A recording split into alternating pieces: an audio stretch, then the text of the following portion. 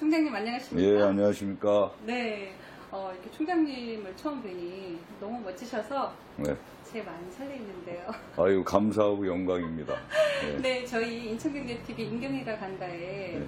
첫 손님으로 출연하셨는데요. 네. 인사 말씀 한번 해주시죠. 예, 먼저 그 인천경제TV 임경희가 간다에 저를 초대해 주셔서 정말 진심으로 감사 말씀드리고요. 특히 인천경제TV가 우리 인천의 이 경제의 어려움을 곳곳 현장마다 찾아다니시면서 이 해결책을 모색하시고 또 우리 기업인들에게 큰 힘이 돼주시는 부분에 대해서 이 자리를 빌어서 진심으로 감사의 말씀을 올립니다. 네, 총장님 역시 너무 멋지시게 인사 말씀도 너무 멋지게 해주셔서 감사드리고요. 네, 감사합니다. 네, 이제 첫 번째 질문으로 들어가겠습니다. 네. 네. 네, 그동안 여러 가지 타이틀을 가지고 많은 일을 해오셨는데요, 총장님. 그 중에 기억에 남는 일들이 아주 많으실 것으로 생각이 되는데요. 먼저 중소기업 연구원장으로서 기업의 어려운 내용을 많이 도와주신 것으로 알고 있는데요. 그 중에 기억에 남는 일은 어떤 게 있을까요? 예, 제가 이제 국회의원 하기 전에 2000년도 초에 중소기업 연구원장을 했습니다. 그래서 중소기업 연구원장을 2년 가까이 하고 국회에 들어가서 산업자원위원회에서 활동을 했는데 제가 중소기업 관련 법안만 한 40여 가지를 제 이름으로 대표 발의해서 통과가 됐죠. 그 중에 하나가 중소기업 협동조합 중앙회였었는데 네. 그 이름을 제가 또 바꿨어요. 중소기업 중앙회로. 그리고 그 당시에 중소기업 중앙회장 선거 때 엄청난 금품이 오가고 그랬는데 그걸 제가 법안을 개정을 하면서 우선 대의원 숫자를 늘렸고 또 선거관리위원회 위탁을 해서 중앙회장을 선출하게끔 해서 많은 부분의 선거의 제약 요소를 해소한 것이 저한테는 큰 기억으로 남고 있습니다. 아, 그러시군요. 정말 처음부터 좀 대단하십니다. 네. 인천도시경영연구원은 어떤 곳이고 또 어떤 역할을 하고 계시나요? 예, 인천도시경영연구원은 2008년도 말에 네. 이제 설립을 하게 됐는데요. 네. 이거는 인천시에 등록된 사단법인입니다.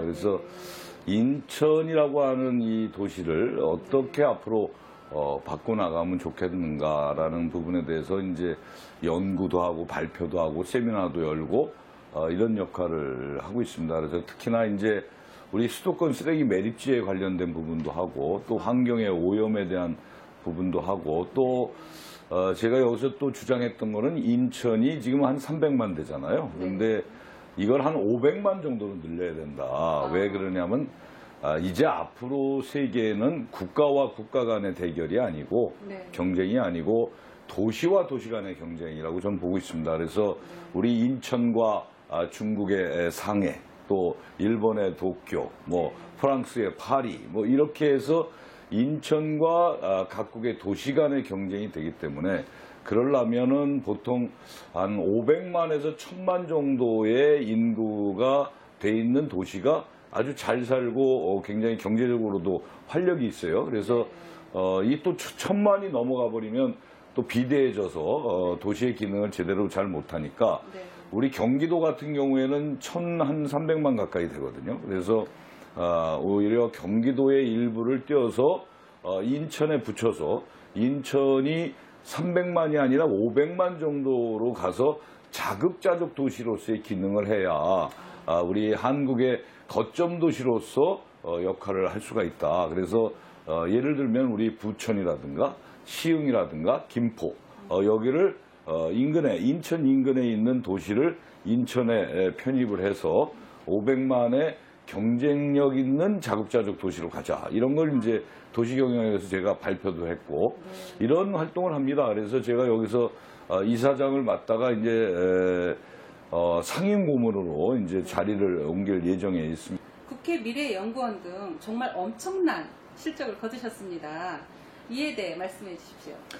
예, 제가 이제 사무총장을 가고 한 일주일 돼서 이제 트럼프 미국 대통령이 국회에 방문을 하고 또 국회에서 연설 계획이 잡혀 있었어요. 그래서 제가 이제 우리 국회 사무처 직원들하고 거의 뭐 분단위, 초단위를 동선부터 해서 다 그걸 계획을 잡고 그렇게 해서 트럼프 대통령을 맞이했죠. 그러니까 각국의 대통령이 오면은 이 국회 사무총장이 밖에 나가서 영접을 하고 네. 그리고 이제 이 국회 이 의사당까지 들어와서 이제 연설하시고 네. 이제 가시는 이런 일이었는데 네. 그게 경호 문제부터 뭐 여러 가지 동선의 문제 이걸 다 시간을 다 따져서 네. 이렇게 합니다. 엘리베이터로 올라갈 것인지 계단으로 올라갈 것인지 뭐 네. 이걸 미국 측의 경호원들하고 다 협의하고 이렇게 해서 하는데 하여튼 그날 일주일 제가 이제 부임해서 일주일 만에 트럼프 대통령이 오셨는데 큰 차질 없이 나름대로는 아주 잘 됐다라는 평가를 받고요. 특히나 이제 이례적인 거는 이 대개 이제 대통령이 국회에서 연설 끝나면 곧바로 가시거든요. 근데 그날은 트럼프 대통령이 이제 본인과 멜라니아 여사와 우리 정세균 국회의장과 저하고 해서 다시 한번 좀 그 얘기 좀 하자. 그래서 이제 네. 연설이 끝난 뒤에 국회의장 영접실에서 약 한 15분 동안 또 같이 환담을 나눈 것이 굉장히 뜻이 깊었던 것 같습니다. 네. 어유 굉장하시군요. 네. 그 국회 근로자 직접 고용은 어떻게? 그거는 이제 그 당시는 박근혜 정부 때인데요.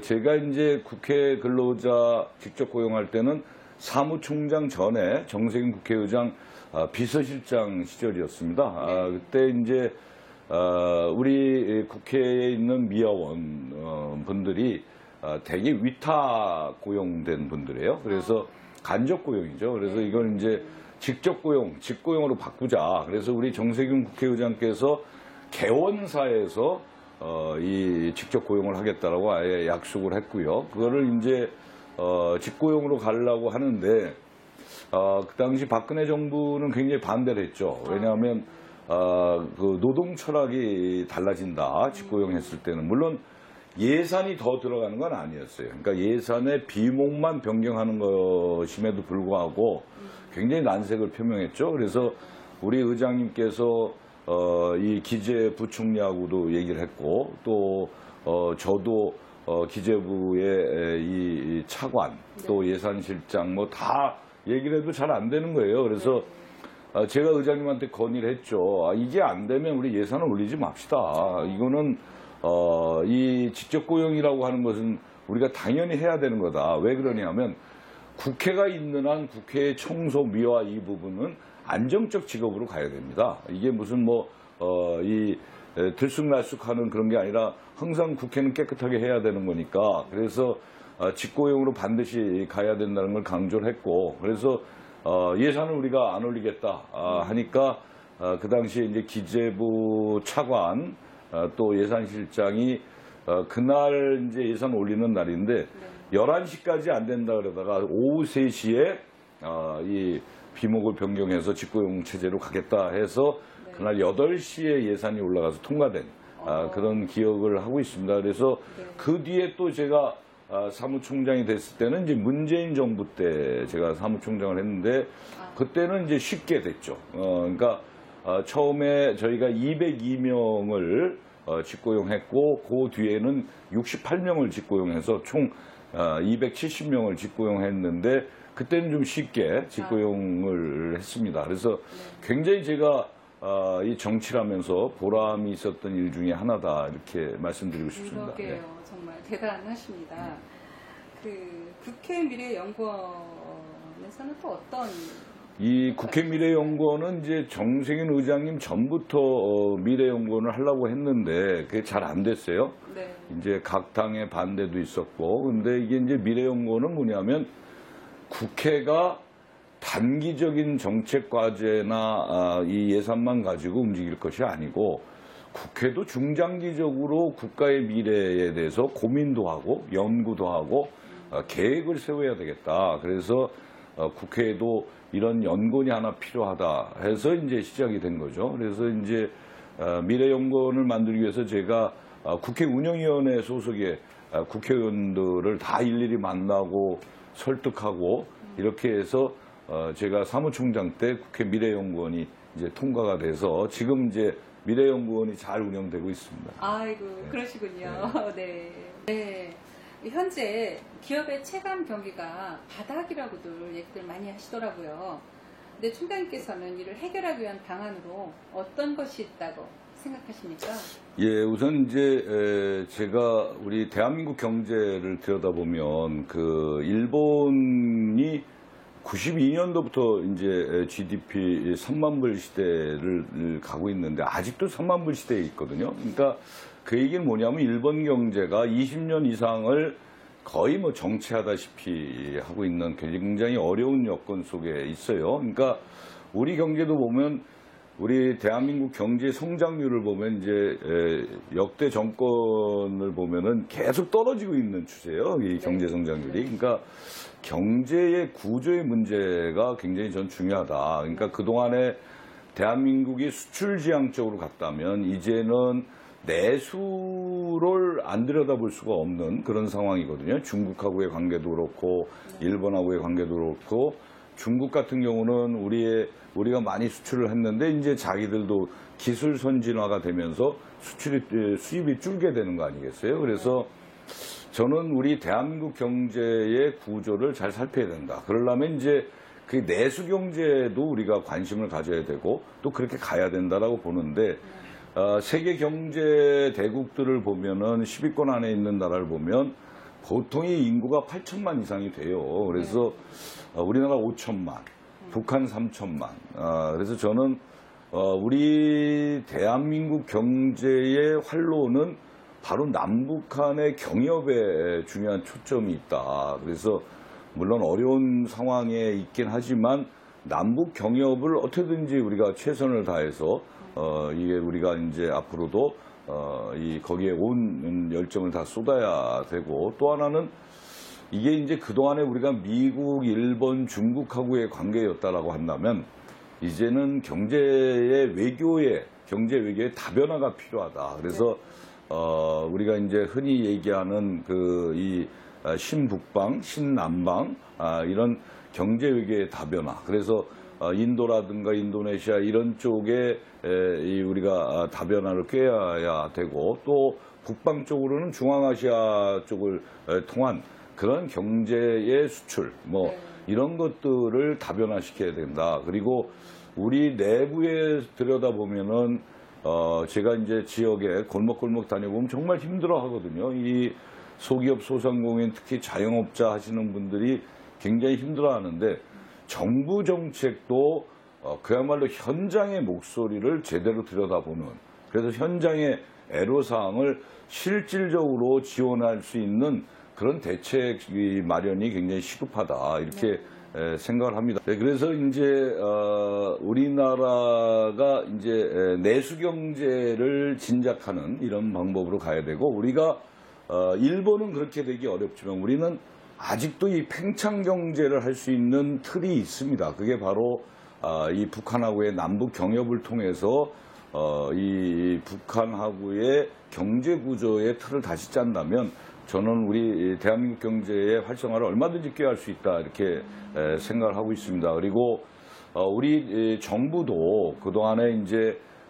이 중소기업 정책, 소기업, 소상공인 이런 정책들이 백화점식으로 나열화된 정책이 아니라 실질적으로 지원하고 거기에 선택과 집중 속에서의 효용성을 나타낼 수 있는 그런 정책으로 가야 된다. 그래서 대기업과 중소기업이 상생하면서 제대로 이 대기업이 중소기업의 부품이나 제품을 받아들이고 또 납품 단가를 완전히 할인하는 이것이 아니라 함께 가는 동반자로서의 역할을 해준다고 했을 때 저는 우리 이 대한민국 경제의 활성화를 꾀할 수 있고 또 우리가 앞으로 소기업 소상공인 이 자영업자를 위한 부분들도 실질적으로 이 공직에 있는 이 공무원들 또 중소기업을 지원해주는 그런 부서들이 정말 현장에 나와서 지역마다 다르고 또 이 규모마다 다르고 업종마다 다른 경우가 너무나 많습니다. 이런 것들을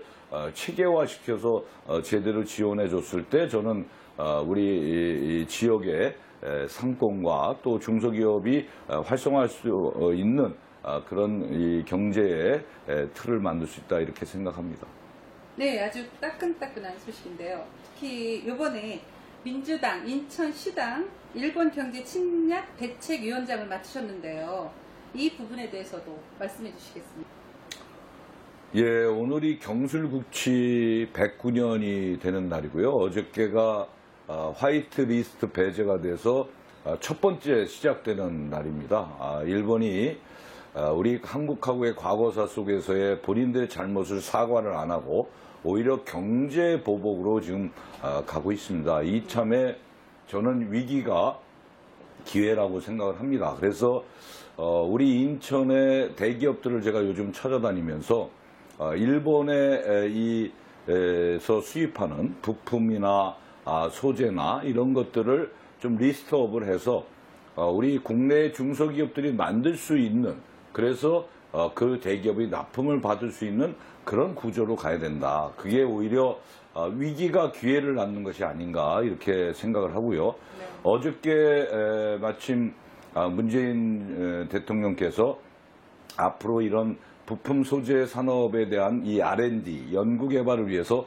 약 5조 동안을 3년 동안 5조의 예산을 투입하겠다 이런 말씀을 하셨습니다. 그래서 우리 중소기업이 오히려 훨씬 더 강하게 갈 수 있는, 그래서 이런 부품과 이 소재가 완전히 국산화될 수 있는 그런 구조적인 틀을 만드는 아주 중요한 이 시기다 이렇게 저는 생각을 합니다. 그래서 그런 것 속에서 우리 또 대기업, 인천에 있는 대기업들이 또 마침 적극적으로 호응을 해주셔서 그 리스트 품목을 가지고 이제 저희들 중소기업도 만날 거고 1대1로 연결도 해드리고 이렇게 해서 실질적으로 중소기업이 국산화를 하고 그 제품이 대기업에 납품받을 수 있는 이런 것들을 저희들이 지금 하고 있고 또 진행을 계획을 잡고 이렇게 하고 있습니다. 아, 네, 그러시군요. 이렇게 장시간 동안 네. 좋은 인터뷰를 많이 해주셨는데요. 지금까지 김교웅 총장님을 만나서 좋은 말씀 아주 많이 들었습니다. 총장님, 감사합니다. 네, 감사합니다. 네.